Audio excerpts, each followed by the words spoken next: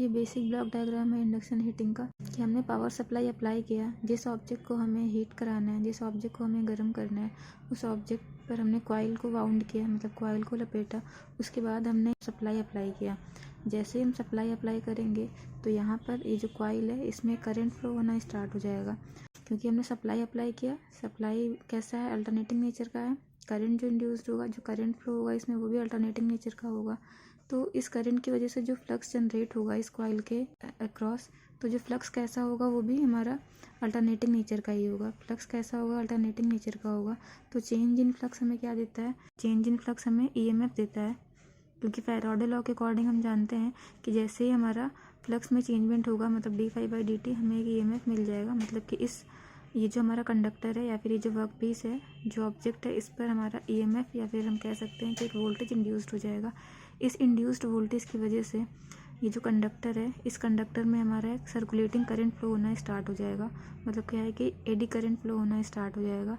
और इसका जो रेजिस्टेंस होगा, इस वर्क पीस का जो रेजिस्टेंस होगा, उसमें जब ये सर्कुलेटिंग करंट फ्लो होंगी तो उसकी वजह से वो जो करंट फ्लो होगा लॉस होगा, उस लॉस की वजह से, और वो जो लॉस है वो in the form of heat होगा। तो आपका ये जो ऑब्जेक्ट है या फिर जो वर्क पीस है वो हीट करना स्टार्ट कर देगा। मतलब फिनोमेना बस इतना था कि आपने सप्लाई अप्लाई किया। सप्लाई आपका कैसा है, अल्टरनेटिंग नेचर का है, मतलब सप्लाई आपका चेंज हो रहा है टाइम के साथ साथ। तो इस सप्लाई की वजह से आपका करंट फ्लो होगा इस कॉइल में। करंट कैसा है, वो भी वैराइंग नेचर का होगा। करंट की वजह से जो आपका फ्लक्स जनरेट हो रहा है वो भी आपका वेरी करता रहेगा, मतलब चेंज होता रहेगा। चेंज इन फ्लक्स आपको ईएमएफ देता है फैराडे लॉ के अकॉर्डिंग, और उस इंड्यूस्ड ईएमएफ की वजह से इस ऑब्जेक्ट में सर्कुलेटिंग करंट फ्लो होना स्टार्ट हो जाएगा। सर्कुलेटिंग करंट जैसे ही रेजिस्टेंस में ड्रॉप क्रिएट करेगा तो एक पावर लॉस होगा in the form of heat, और आपका ये जो ऑब्जेक्ट है वो हीट करना स्टार्ट कर देगा। ये जो सिस्टम दिखाया गया है, अगर हम सिर्फ इतने सिस्टम की बात करते हैं तो ये हमारा ओपन लूप सिस्टम कहलाएगा। मतलब कि हम यहाँ पर कोई भी कंट्रोलिंग नहीं कर रहे हैं। जितना हमने एक बार ही हमने सप्लाई अप्लाई कर दिया और ये हीट होता रहेगा, हम इसमें कोई कंट्रोल नहीं कर सकते हैं। लेकिन अगर हम चाहते हैं कि हमारा कंट्रोलिंग पॉसिबल हो पाए तो हम एक फीडबैक अप्लाई कर देंगे। फीडबैक जब दे देंगे तो यहाँ पर हम अब कंट्रोल कर सकते हैं डिज़ायर्ड आउटपुट के अकॉर्डिंग। जैसे हमें आउटपुट चाहिए होगा, उस आउटपुट के अकॉर्डिंग हम सिग्नल को दोबारा से फीडबैक करेंगे इनपुट में, और जो हमारा हीटिंग है उसको कंट्रोल कर सकते हैं। तो ये हमारा है क्लोज लूप सिस्टम है ये, यहाँ पर कंट्रोलिंग पॉसिबल है। लेकिन अगर इस फीडबैक को रिमूव कर देते हैं तो हीट का जो कंट्रोलिंग है वो पॉसिबल नहीं होगा। एडी करंट जो होता है या फिर जो सर्कुलेटिंग करंट है आपका, वो magnetic material as well as non magnetic material में फ्लो हो सकती है। मैग्नेटिक मटेरियल तो वो मटेरियल जिसमें मैग्नेटिज्म की प्रॉपर्टी है। नॉन मैग्नेटिक मटेरियल वो जिसमें मैग्नेटिक की प्रॉपर्टी जो है वो आपकी लूज़ हो चुकी है, या फिर कह सकते हैं कि ख़त्म हो चुकी है। एक टेम्परेचर होता है क्यूरी टेम्परेचर, अगर उस टेम्परेचर से ज़्यादा आपका हो गया है मैग्नेटिक मटेरियल में, मतलब अगर टेम्परेचर आपका बहुत हाई हो गया है किसी मैग्नेटिक मटेरियल में, तो एक टेम्परेचर के बाद, मतलब कि क्यूरी टेम्परेचर के बाद, जो आपका मटेरियल है वो मैग्नेटिज्म की प्रॉपर्टी लूज़ कर देगा। मतलब कि उसमें अब मैग्नेटिक प्रॉपर्टी नहीं बचेगी, तो वो कहलाएगा अब नॉन मैग्नेटिक मटेरियल। लेकिन नॉन मैग्नेटिक मटेरियल होने का मतलब ये नहीं है कि हमारा उस मटेरियल में अब एडी करंट लॉसेस, मतलब एडी करंट नहीं फ्लो होगा या फिर एडी करंट लॉसेस नहीं होगा। क्योंकि हम इंडक्शन हीटिंग की बात कर रहे हैं, इंडक्शन हीटिंग की बात कर रहे हैं, इसका मतलब है कि हम हाई फ्रिक्वेंसी की बात कर रहे हैं। जब हम हाई फ्रिक्वेंसी अप्लाई करते हैं, हाई फ्रिक्वेंसी का मतलब क्या हो गया, एक तरीके से हम हाई टेम्परेचर अप्लाई कर रहे हैं। अब हाई टेम्परेचर अप्लाई कर रहे हैं, इसका मतलब है कि कहीं ना कहीं हमारा जो मैग्नेटिक मटेरियल हम यहाँ पर यूज़ करेंगे, वो मैग्नेटिक मटेरियल हाई फ्रिक्वेंसी होने की वजह से मैग्नेटिक प्रॉपर्टी लूज़ कर देगा। लेकिन मैग्नेटिक प्रॉपर्टी लूज़ करने के बाद भी ये जो एडी करंट्स होती हैं वो नॉन मैग्नेटिक मटेरियल्स में भी एप्लीकेबल होती हैं। इसलिए हमारा जो इंडक्शन हीटिंग है वो पॉसिबल होता रहता है as well as magnetic and non magnetic materials. अब हम जो अगर हम हीटिंग कर रहे हैं, अगर 3 किलोहर्ट्ज़ तक फ्रिक्वेंसी अप्लाई कर रहे हैं तो हमारा हीटिंग हो रहा है, उस केस में हमारा जो इंडक्शन हीटिंग होता है, जो भी हमारा हीट का ट्रांसफ़र होता है वो 50 टाइम्स ज़्यादा होता है अगर हम कोई कन्वेंशनल मेथड यूज़ कर रहे हैं। अगर जो भी हमारी पुरानी भट्टीज़ होती हैं, इनके कंपैरिजन में अगर आप हीट देखोगे तो 50 टाइम्स ज़्यादा होता है।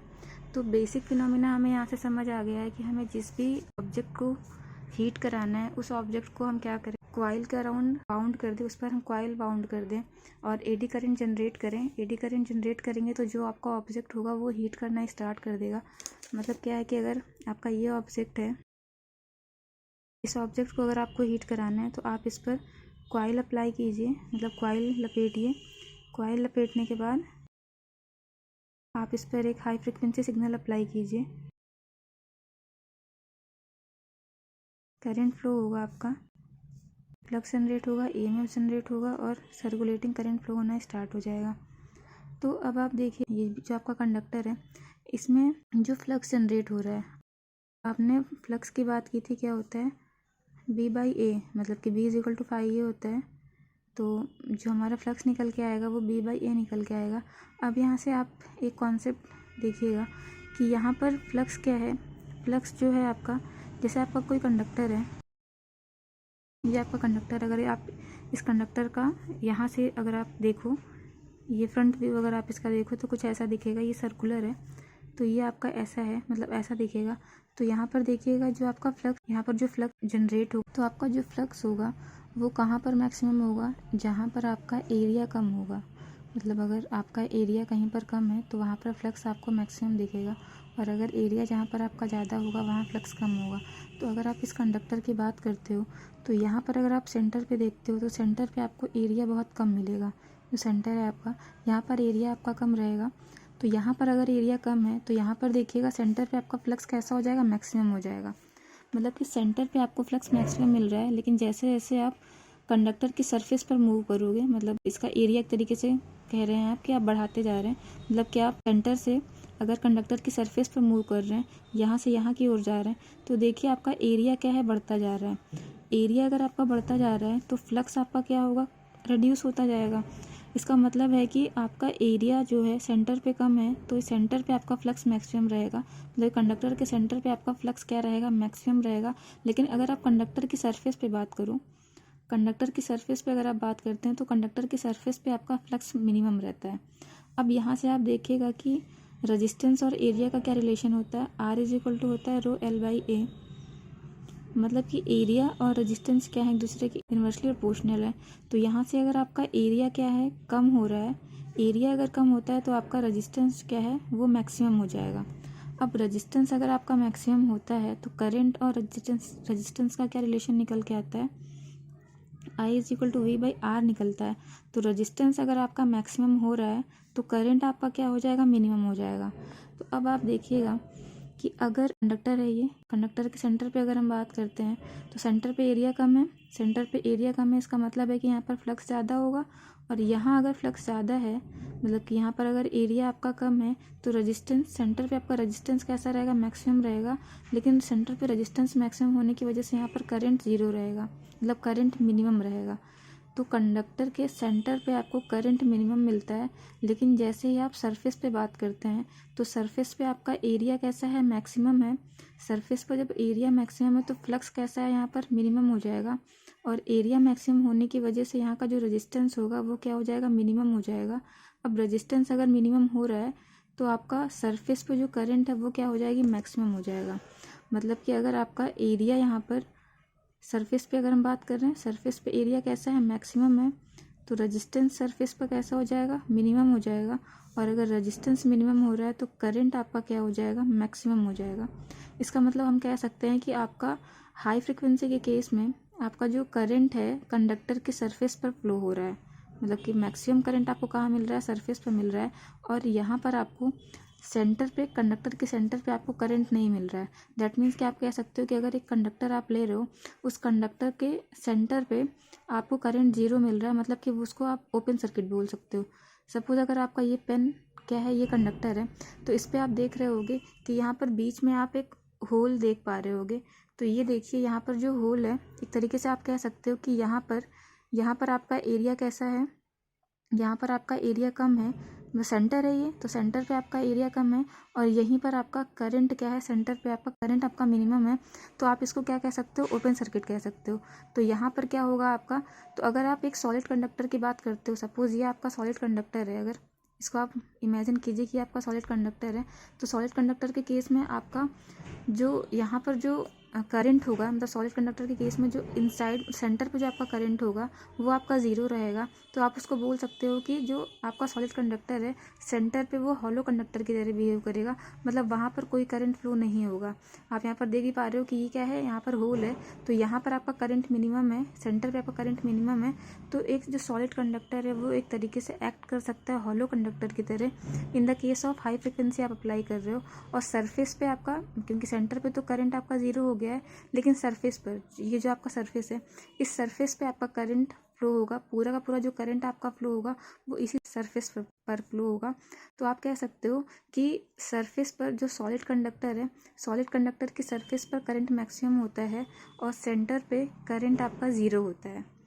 तो यहाँ से ये जो सरफेस वाला कॉन्सेप्ट आपको, मतलब आपने अभी समझा कि सरफेस पर आपका करंट मैक्सिमम फ्लो हो रहा है, इसी इफ़ेक्ट को हम बोलते हैं स्किन इफ़ेक्ट। स्किन इफेक्ट का मतलब क्या है कि आपका जो भी करंट का डिस्ट्रीब्यूशन हो रहा है, एक तरीके से अब आप देख रहे हो कि करंट का जो डिस्ट्रीब्यूशन हो रहा है वो एक तरीके से नॉन यूनिफॉर्म हो रहा है, मतलब कि इक्वल करंट डिस्ट्रीब्यूट नहीं हो रही है कंडक्टर पे। आप देख रहे हो कि अगर ये कंडक्टर है, सरफेस पे आपका मैक्सिमम है, लेकिन जो आपका सेंटर है वहाँ पर आपका कैसा है करंट, वहाँ पर आपका करंट ज़ीरो है। एक तरीके से कह रहे हैं हम कि यूनिफॉर्म डिस्ट्रीब्यूशन नहीं हो रहा है, नॉन यूनिफॉर्म डिस्ट्रीब्यूशन हो रहा है। तो इसी इफ़ेक्ट को हम बोलते हैं स्किन इफ़ेक्ट। स्किन का मतलब क्या है कि सरफेस पे आपके पास करंट मैक्सिमम रहेगा, लेकिन कंडक्टर के अंदर आपका कोई भी करंट नहीं है, उसको आप एज अ ओपन सर्किट मान सकते हो। तो अगर आपके पास कोई सॉलिड कंडक्टर है, सपोज अगर आपने ऐसे बोला कि ये सॉलिड कंडक्टर था, तो इस सॉलिड कंडक्टर को आप इसको रिप्लेस कर सकते हो कि अब जो आपका बीच का जो पोर्शन है ना वो हॉलो कहलाएगा, मतलब वो वाइड है, वहाँ पर कुछ भी नहीं है। इसको आप कह सकते हो कि ये ओपन है, यहाँ पर कुछ नहीं है, और सरफेस पर ही आपके पास केवल सरफेस पर ही आपको मिल रहा है, और बाकी बीच में आपका क्या है, हॉलो है, वहाँ पर कोई करंट नहीं है, उसको आप ओपन सर्किट कह सकते हो। तो हम इसीलिए कहते हैं कि एक सॉलिड कंडक्टर को हम हॉलो कंडक्टर मान सकते हैं। क्यों? क्योंकि स्किन इफेक्ट अगर वहाँ पर आ रहा है, हाई फ्रिक्वेंसी के केस में स्किन इफेक्ट तो आना ही आना है। तो हाई फ्रिक्वेंसी के केस में अगर स्किन इफेक्ट आ रहा है तो हम सॉलिड कंडक्टर को हॉलो कंडक्टर बोल सकते हैं। सो स्किन इफेक्ट के कारण ये जो सॉलिड कंडक्टर था वो अब हॉलो कंडक्टर की तरह बिहेव करेगा, मतलब बीच में आपका ये अब कुछ भी नहीं है, नल है, वॉइड है। अब जो आपका स्किन डेप्थ होता है वो इन्वर्सली प्रोपोर्शनल टू फ्रिक्वेंसी होता है। उसका जो फॉर्मूला है वो ये ऐसा निकल के आता है कि डेल्टा से इसको डिनोट करते हैं स्किन डेप्थ को, या इसको हम डेप्थ ऑफ पेंट्रेशन भी बोलते हैं, कि आपका करंट कितना डिस्ट्रीब्यूट हो रहा है आपका कंडक्टर में। सबसे ज़्यादा तो आपका सरफेस में ही हो रहा है, और सेंटर पे आपका कैसा है, वो मिनिमम है, एक तरीके से आप कह सकते हो कि ज़ीरो है। तो आपका जो फॉर्मूला निकल के आता है square root of rho by pi mu r into f. ये क्या है, रजिस्टिविटी ऑफ द मटेरियल है, जिस मटेरियल को या फिर जिस वर्क पीस को आपको हीट करना है, ये उसकी रजिस्टिविटी है। म्यू आर क्या है, रिलेटिव परमेबिलिटी है, और एफ क्या है, फ्रिक्वेंसी, जो कि वर्क कॉइल की फ्रिक्वेंसी है, मतलब करंट जो कि वर्क कॉइल में जो करंट फ्लो हो रहा है उसकी फ्रिक्वेंसी है। अब आप देखिए कि अगर ये आप देख रहे हो कि रो पाई और म्यू आर ये क्या है, कांस्टेंट है। ये अगर कांस्टेंट है, अगर आप कांस्टेंट को हटा दो तो आप कांस्टेंट को हटाने के बाद देख रहे हो कि जो आपका स्किन डेप्थ है वो inversely proportional to square root of frequency. यहाँ से अगर आप देखो डायरेक्ट कि ये सारे टर्म्स तो कांस्टेंट हैं, अगर आप कांस्टेंट को हटा दो, एक साइड कर दो, आप इसको कांस्टेंट रख सकते हो यहाँ पर, कि कांस्टेंट को अगर आप नहीं, मतलब नहीं वो कर रहे हो कंसीडर, तो आपका जो स्किन डेप्थ है वो फ्रिक्वेंसी के स्क्वायर रूट के इन्वर्सली प्रोपोर्शनल मिल रहा है आपको। तो यहाँ से आप देख रहे हो कि फ्रिक्वेंसी जैसे जैसे आपका बढ़ता जाएगा, स्किन डेप्थ क्या है आपका वो कम होता जाएगा। मतलब क्या है कि आपका जो करंट का डिस्ट्रीब्यूशन है वो सरफेस पे बढ़ता जाएगा, और सेंटर पे आपका क्या है वो मिनिमम होता जाएगा। अब स्किन डेप्थ का जो फिनोमिना है वो हम कहाँ यूज़ करेंगे, ये जो स्किन इफेक्ट का जो टर्म आ रहा है कि हाई फ्रिक्वेंसी के केसेस में स्किन इफेक्ट आ रहा है, तो स्किन इफेक्ट और हाई फ्रिक्वेंसी, मतलब हम जो इंडक्शन हीटिंग पढ़ रहे हैं वो हम हाई फ्रिक्वेंसी फिनोमिना ही पढ़ रहे हैं। अगर हम अपने घर पे बात करते हैं, मतलब जो हमारा होम अप्लायंसेस है वो तो हमारा 50 हर्ट्ज पे यूज़ होता है। जो आपका इंडक्शन हीटर हो गया या फिर जो इंडक्शन गैस हो गया वो तो आपके 50 हर्ट्ज पे काम कर रहे हैं। लेकिन अगर आप 50 हर्ट्ज के अबव बात करो, मतलब कि अगर आप इंडस्ट्री में बात करो, इंडस्ट्री में अगर कोई मटेरियल है उसको मेल्ट करना है, या फिर इंडस्ट्री में अगर किसी मटेरियल के सरफेस को आपको हार्ड करना है, सपोज अगर ये एक पेन है, ये एक मटेरियल है, इस मटेरियल का ये जो सरफेस है, जो वाइट वाला पोर्शन आप देख रहे हो, वाइट या ग्रीन वाला जो पोर्शन देख रहे हो, अगर आपको इसको हार्ड करना है, इस कि सरफेस को अगर आपको हार्ड करना है तो यहाँ पर आप क्या करोगे, सरफेस को हार्ड करने के लिए आप इसी फिनोमिना को यूज़ करोगे। ये जो आपका फिनोमिना है वो आपका यहीं पर यूज़ होगा, मतलब कि जो इंडक्शन हीटिंग में ये जो स्किन इफेक्ट का फिनोमिना आ रहा है वही आपको बताएगा कि मतलब वही आपका काम करेगा सरफेस को हार्डन करने में। मतलब कि सरफेस को अगर आपको हार्ड करना है, टाइट करना है, कठोर करना है एक तरीके से इस सरफेस को, तो आप क्या यूज़ करोगे वहाँ पर जो इंडक्शन हीटिंग में यही फिनोमिना यूज़ होगा कि हाई फ्रिक्वेंसी के केस में आपका जो करंट है, सबसे ज़्यादा करंट कहाँ, सरफेस पे फ्लो हो रही है।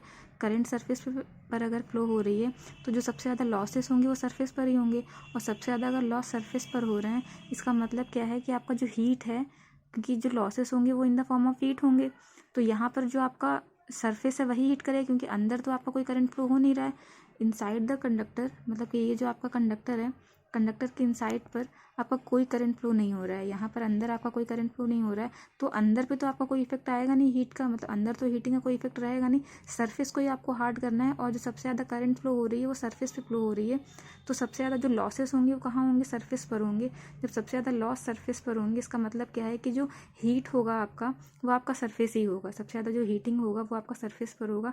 इसका मतलब क्या है कि ये जो सरफेस है आपका वो सरफेस हार्ड हो सकता है, क्योंकि यहाँ पर ही आपका हीट आ रहा है।